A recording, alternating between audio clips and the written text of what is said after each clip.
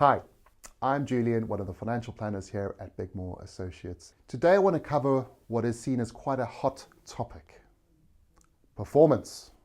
More specifically today, I want to talk about this concept of chasing performance. I've got an example of a client that we've recently started working with, and he's got a substantial portfolio, but he wasn't happy with the performance. Now, because we don't guarantee the future any more than anyone else does, I tend to often want to understand that, well, what was the reason? Is it down to a misunderstanding of the performance, or were there some deeper issues?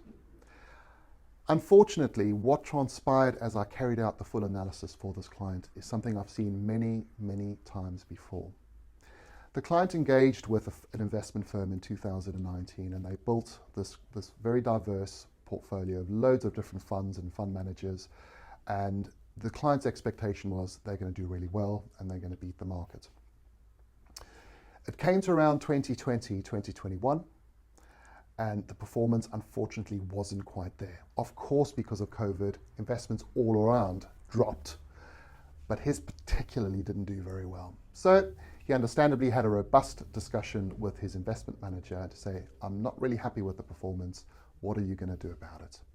Well, they clearly wanted to continue working with the client. So what they did is they said, oh yeah, we see some of these have not done very well. Let's get out of those. Well, where do you go?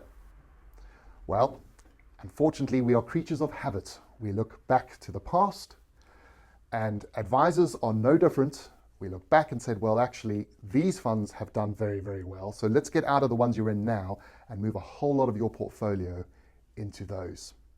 The client looks at it and makes sense. Yeah, well, if those done a lot better, great.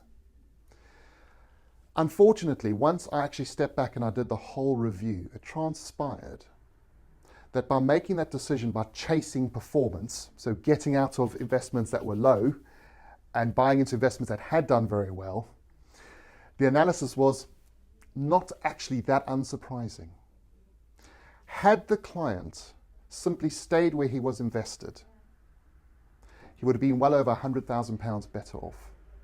But because of this concern that the portfolio was not performing and therefore short-term decisions had to be made on effectively past performance track records, he ended up making the classic error on advice from a financial advisor that it was a situation where he sold low and bought high.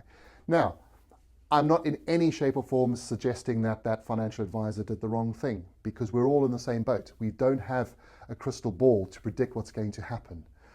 I think what is more important is that it's about the understanding to educate clients, not to chase performance. And our view at Bigmore's is by keeping the investment strategy straightforward, primarily investing in funds that track a market rather than trying to beat the market with all the added cost and risk. We find that that helps clients significantly better to weather those up and downs when they happen. And the way we can also do that by making sure they've got the right money in the right place at the right time takes the pressure off of worrying about, oh my goodness, we might have to sell low and buy high. So hopefully that helps you today when you are looking at your portfolio. If you're not happy with the performance, I'm not suggesting come to Bigmore's and we will do better, because that's a promise no one can make in terms of return. But what we can help you do is understand why it's performing the way it is and why you should potentially stay the course in order to achieve your long-term goals. Hope that's been helpful, and thank you for your time.